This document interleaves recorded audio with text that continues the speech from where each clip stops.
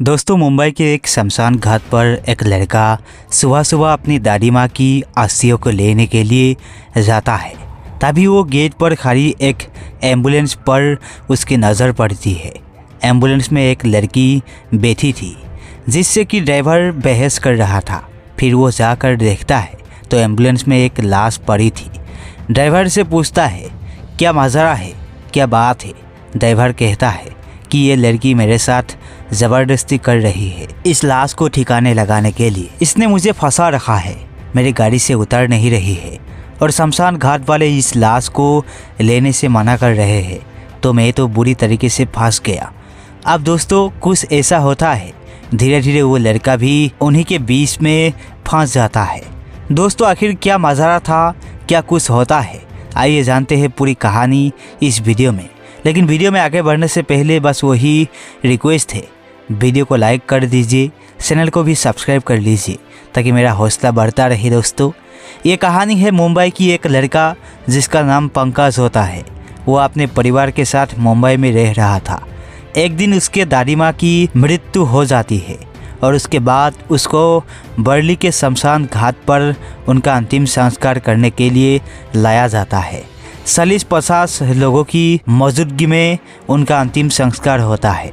लेकिन वहाँ के जो लोग थे, शमशान घाट के कार्यकर्ता थे, वो लोग कहते हैं कि इनकी जो अस्थियाँ है अब सुबह ही मिलेगी, सीता थांदी होने के बाद, और इसलिए आज आप लोग जा सकते हैं। अब दोस्तों, जितने सारे लोग थे वो अपने घर को चले जाते हैं और अगले दिन फिर जो पंकज था वो अकेले ही शमशान घाट पर पहुंचता है, क्योंकि जो उसके पिताजी थे उनकी भी हालात ख़राब थी, पैरों से दिक्कत थी, तो चलते फिरने में असमर्थ थे।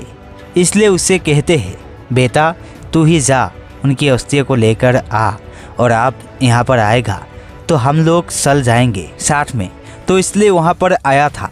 आप पंडित जी ने उससे कुछ सामग्री मंगाई थी, एक बोरी मंगाई थी, दूध वगैरह फल वगैरह मंगाया था। तो जाता है वहाँ पर कुछ क्रिया होता है और उसके बाद वो कहते हैं कि बेटा जितना सारा ये चीज़ है उसको बोरे में भर लो। अब वो सब कुछ एक बोरी में भर लेता है और उसके बाद वो सोचता है कि बाहर चलकर एक टैक्सी पकड़ लूँ या रिक्शा पकड़ लूँ।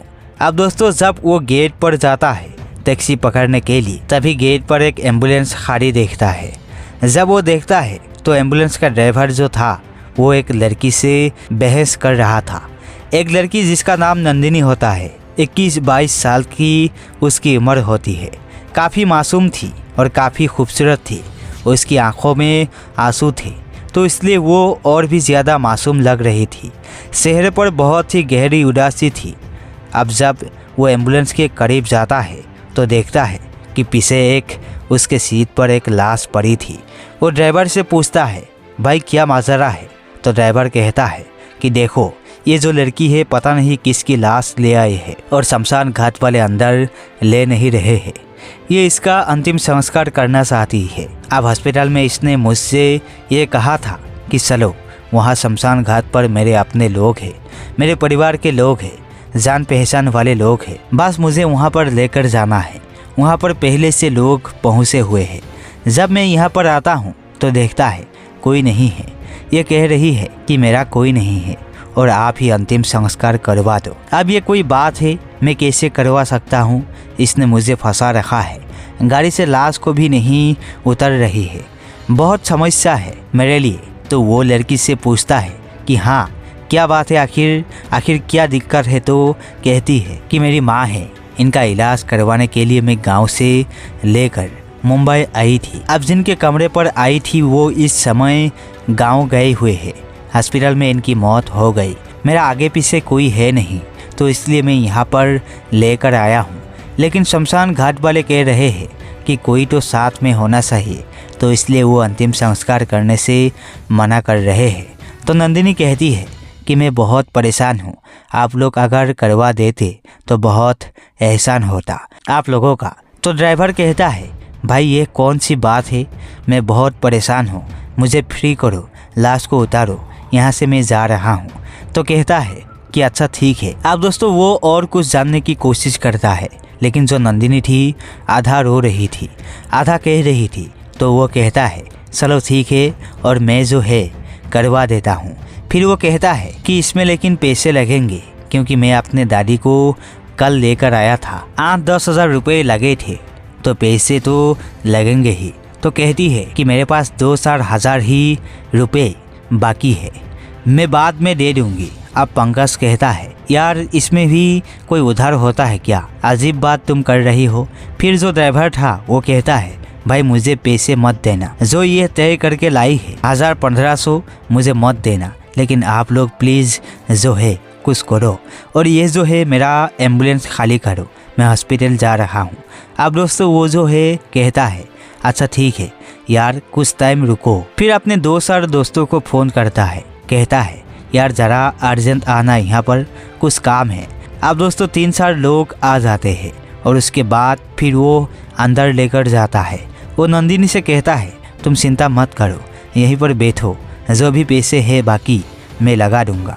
अब दोस्तों वो बैठ जाती है और ये लोग जो है अपना काम क्रिया में लग जाते हैं। जो ड्राइवर था वो एम्बुलेंस लेकर अपने वहाँ से चला जाता है। लेकिन दोस्तों शमशान घाट वालों को कुछ वहाँ पे डाउट हो जाता है, कुछ उन्हें संदिग्ध लग रहा था, इसलिए वो चुपके से पुलिस को बुला लेते हैं। पुलिस आती है तो पुलिस को देखकर आप नंदिनी भी घबरा जाती है। ये लोग भी घबरा जाते हैं कि पुलिस कहाँ से आ गई, क्योंकि आ गई। उसके बाद वो आकर पूछताछ करते हैं आप, क्योंकि हॉस्पिटल वालों ने एक चालान बना रखा था लाश का। तो जब देखते हैं तो कहते हैं कि यार सब कुछ तो ओके लग रहा है, कोई बात नहीं है, हो सकता है कि ये गांव से आई है, इनकी माँ हो, अकेली है और कोई हो नहीं, तो कोई दिक्कत नहीं, आप लोग करवा सकते हो। लेकिन तभी जो पुलिस में जो सीनियर थे वो नंदिनी से पूछते हैं तुम्हारी माँ का क्या नाम है, तो कहती है लक्ष्मी नाम है। लेकिन दोस्तों जो कागज़ में था वो ज्ञानमती लिखा हुआ था। अब पुलिस वाले समझ जाते हैं कि यह लड़की झूठ बोल रही है, कुछ ना कुछ ज़रूर गड़बड़ है। वो कहते हैं कि इसमें तो ज्ञानमती लिखा है, तुम लक्ष्मी बता रही हो, तुम्हारे माँ की ये कैसे लाश हो सकती है, इसका मतलब तुम झूठ बोल रही हो। अब सच सच बताओ ये कौन है, कहाँ से लेकर आए हो। अब दोस्तों शक पकड़ जाती है और उसके बाद वो अपने और पुलिस कर्मियों से कहते हैं कि जो गेट है शमशान का वो बंद कर दो, इनमें से कोई जाने ना पाए, सबको पकड़ो। जो पंकज था वो भी घबरा जाता है, कहता है साहब मैं तो अपनी दादी की अस्थियों को लेने के लिए आया था, कल ही हम 40-50 लोग आए थे, इनका अंतिम संस्कार किए हैं, आप इन लोगों से पूछ सकते हैं। शमशान घाट पर जो शमशान घाट के कार्यकर्ता है कि मैं सही हूँ या गलत हूँ। मैं तो बस गया था टैक्सी लेने के लिए, वहाँ पर मैंने इनको देखा, काफ़ी परेशान दिखी, बस मैं थोड़ी सी मदद कर रहा था, मेरी कोई गलती नहीं है। लेकिन आप जो है देखिए इन पर रहम करिए, लेकिन फिर भी आप जो है जांच पड़ताल कर लीजिए, लेकिन हम लोग निर्दोष है। अब दोस्तों वो जो है जाते हैं, नंदिनी से पूछते हैं सच सच बताओ मज़ारा क्या है। अब दोस्तों थोड़ी देर में वो टूट जाती है और फिर सच्चाई बताती है, कहती है कि यह मेरी माँ की लाश नहीं है, यह एक भीख मांगने वाली महिला की लाश है जिसे मैं बचपन से जानती हूँ। अब दोस्तों वो जो है जो महिला थी उनका नाम ज्ञानमती था और वो जो है नंदिनी जिस मोहल्ले में रहती थी वहीं पर वो बरसों से भीख मांग के अपना गुजारा कर रही थी। लेकिन नंदिनी का और उस ज्ञानमती के बीच में बहुत लगवा था, बहुत गहरा संबंध था, क्योंकि जो नंदिनी थी वो ज्ञानमती को बचपन से ही जानती थी, उससे बातें करती थी, बहुत सारी परेशानियां, अपनी ज़िंदगी की बहुत सारी सीख जो थी उसने ज्ञानमती से ही सीखा था और वो भी इसे बहुत लाइक करती थी। अब हफ्ते 10 दिन में जब भी ज्ञानमती आती थी नंदिनी के मोहल्ले में उसके घर तक ज़रूर जाती थी और नंदिनी उनसे ज़रूर बात करती थी। तो इस तरीके से बहुत ही गहरा रिश्ता था। लेकिन कुछ दिन पहले की बात है जब एक दिन ज्ञानमती की हालत बहुत ख़राब थी, वो गली के एक कोने में बैठी थी, तभी नंदिनी जो है वो कहीं जब करती थी। वो जाती है सुबह सुबह और कहती है क्या हुआ दादी माँ, आज आपका क्या हाल है। तो कहती है कि लगता है मेरा इस दुनिया से जाने का वक्त आ गया है और बेटा हालत बहुत ख़राब है, मुझे सलाह भी नहीं जा रहा है, अब लगता है कि एकदम अंत समय मेरा नज़दीक है। तो कहती है कि दादी आप चिंता मत करो, मैं आपको अस्पताल लेकर जाऊंगी, आपका इलाज करवाऊंगा। दोस्तों वहीं से उस दिन वो टैक्सी पर बिठा लेती है और जाकर एक हॉस्पिटल में एडमिट कर देती है।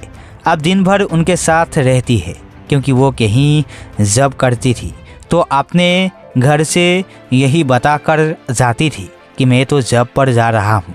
लेकिन दिन भर वो अस्पताल में ज्ञानमती के ही साथ रहती थी और रात को फिर अपने घर चली आती थी। अब दोस्तों ऐसे ऐसे एक हफ्ते का समय बीत गया, लेकिन घर वालों को नहीं पता कि आखिर नंदिनी कहाँ जाती है, क्या करती है।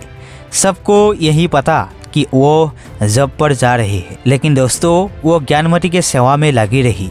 एक हफ्ते बाद जब ज्ञानमती को लगा कि आप वाकई में नहीं बचना है और डॉक्टर भी कहते हैं अब इनका कोई भरोसा नहीं है क्योंकि इनके बहुत सारे ऑर्गन जो है वो फेल हो चुके हैं, तो फिर ज्ञानमती उससे कहती है कि बेटा मुझे एक बात की टेंशन है कि मेरे मरने के बाद मेरा तो कोई है नहीं, तो मुझे इस बात की चिंता है कि मेरे लाश को मूसी पड़ती वाले पता नहीं कहाँ फेंक देंगे, हॉस्पिटल वाले पता नहीं क्या करेंगे।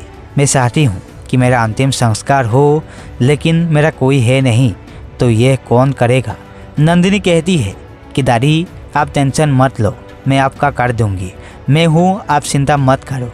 अब दोस्तों अगले दिन जो है उनकी मौत हो जाती है, इसलिए जो नंदिनी थी उसे ये काम करना था और इतना बड़ा काम वो अकेले करने के बारे में सोचती है। अब वो अपने घर वालों का भी सहारा नहीं ले सकती थी क्योंकि घर वाले उसको बोलते और वाकई में अजीब सी बात थी, तो इसलिए वो सोचती है कि चलो मैं अकेले ही लेकर जाती हूँ, कुछ पैसे लगेंगे और इनके इच्छा के अनुसार मैं ही इनका अंतिम संस्कार कर दूंगी। इसलिए वो एम्बुलेंस को झूठ बोलकर वहाँ से लेकर आती है, लेकिन शमशान घाट पर कोई नहीं था। अब जब अंदर जाते हैं तो घाट वाले भी कह देते हैं कि भाई ऐसे थोड़ी होता है, कोई तो होना चाहिए साथ में, ऐसे थोड़ी होता है कि कोई ना हो किसी का, कुछ तो जान पहचान वाले होंगे। और उसके बाद फिर वो लोग मना कर देते हैं। फिर वो एम्बुलेंस गेट के बाहर लेकर आते हैं, फिर वो दूसरे घर पर चलने के लिए कहती है, लेकिन आप एम्बुलेंस वाला मान नहीं रहा था। वो कहता है नहीं मेरा एम्बुलेंस खाली करो। और उसके बाद पंकज आता है और उसके बाद फिर जब वो लोग अंदर जाते हैं सारा कुछ लगभग ओके ही था। तभी जो पुलिस वाले नाम पूछ लेते हैं और चूँकि उसके माँ का नाम लक्ष्मी ही होता है, नंदिनी के माँ का नाम तो लक्ष्मी बता देती है, लेकिन कागज में जो ज्ञानमती लिखा था तो इसलिए वो पकड़ी जाती है। अब दोस्तों जब पुलिस वाले सुनते हैं तो दोस्तों वो भी इमोशनल हो जाते हैं, लेकिन फिर भी वो कहते हैं कि तुम इतना बड़ा काम अकेले कैसे कर सकती हो और तुम्हारे घर वालों को बुलाना पड़ेगा। दोस्तों उसके घर वालों का नंबर लेते हैं, उसके माता पिता को फ़ोन करते हैं और फिर वो शमशान घाट पर बुलाते हैं। कहते हैं तत्काल आओ और यहाँ पर आकर देखो तुम्हारी बेटी क्या कर रही है।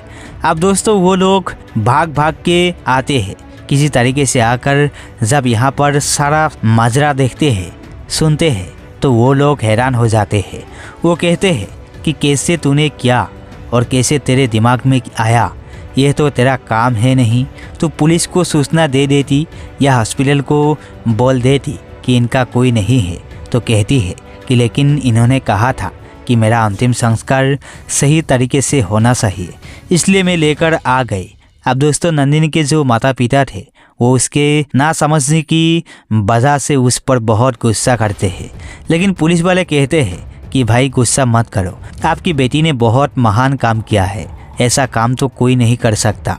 अब दोस्तों उसके बाद जो है अंतिम संस्कार की प्रक्रिया शुरू होती है, लेकिन कुछ ही देर में जो है उसके माता पिता नंदिनी को लेकर चले जाते हैं। नंदिनी जो है वो पंकज की तरफ देखती है और उससे कहती है कि मैं तो जा रही हूँ, लेकिन प्लीज़ मैं आपके हाथ जोड़ती हूँ, बाकी काम आप करवा देना, मौका लगेगा तो मैं कल फिर आऊँगी। कहता है ठीक है। अब दोस्तों दोनों एक दूसरे का नंबर ले लेते हैं। उसके बाद नंदिनी वहाँ से चली जाती है और इससे बोला जाता है कि अब इनका तो कॉल मिलेगा, जो भी अस्त्रिया वगैरह है सीता थांदी होने के बाद तो कल आकर ले जा सकते हो। कहता है कि ठीक है, जैसे आज वैसे कल मैं अपने दादी की भी कल ही लेकर जाऊंगा और इनका भी कल ही लेकर जाऊंगा। उसके बाद वो अपने घर चला जाता है। जब घर वाले पूछते हैं अरे क्या हुआ, तू जिस लिए गया था, तो सारी कहानी बताता है। कहते हैं ठीक है बेटा, जो भी तुमने किया अच्छा किया, कोई बात नहीं। उसके बाद दोस्तों वो रात को नंदिनी से बात करता है और नंदिनी को समझाता है। नंदिनी कहती है कि इन्होंने मुझे जीवन में बहुत सीख दी थी और इसलिए मैं उन्हें बहुत प्यार करती थी। वो एक माँ के जैसी थी और वो बहुत उदास लग रही थी। तो समझाता है, कहता कोई बात नहीं, जीवन में जो है जीवन मरण लगा रहता है और तुम चिंता मत करो, तुमने बहुत अच्छा काम किया है। तुम नहीं जानती हो तुमने कितना बड़ा पुण्य काम किया है। तुम पर सारे लोगों को नाज था, यहाँ तक कि जो वहाँ सारे लोग थे तुम्हारे आने के बाद तुम्हारी बहुत तारीफ कर रहे थे। लेकिन क्या तुम कल आओगी? तो बोलती है हाँ मैं कल आऊँगी सुबह। दोस्तों उसके बाद सुबह फिर वो आती है। ये दोनों लोग फिर ये दोनों अस्थियों को लेकर नदी में एक जाते हैं, वहाँ पर विसर्जन करते हैं और उसके बाद दोस्तों फिर अपने अपने घर चले जाते हैं। लेकिन दोस्तों अब उसके बाद दोनों में बातचीत होने लगती है और बातचीत करते करते फिर दोनों में दोस्ती होती है। दोस्ती से फिर दोनों में प्यार होता है और उसके बाद दोस्तों फिर वो 2022 में एक दूसरे से शादी करते हैं। उस मुलाकात के 1 साल बाद दोस्तों आज ये दोनों लोग बहुत ही शानदार तरीके से रह रहे हैं और अपने परिवार के साथ बहुत ही सुखी जीवन व्यतीत कर रहे हैं। तो दोस्तों दुनिया में ऐसे भी लोग हैं, ऐसे नंदिनी जैसी लड़की को हम सैल्यूट करते हैं। दोस्तों ये रही कहानी, आपको कैसी लगी कमेंट करके ज़रूर बताएं और अगर वीडियो अच्छी लगी तो अभी तक लाइक नहीं किया तो लाइक कर दीजिए, चैनल को भी सब्सक्राइब कर लीजिए इसी प्रकार की कहानियाँ के लिए। बाकी मिलते हैं किसी नेक्स्ट वीडियो के साथ, तब तक के लिए जय हिंद जय भारत।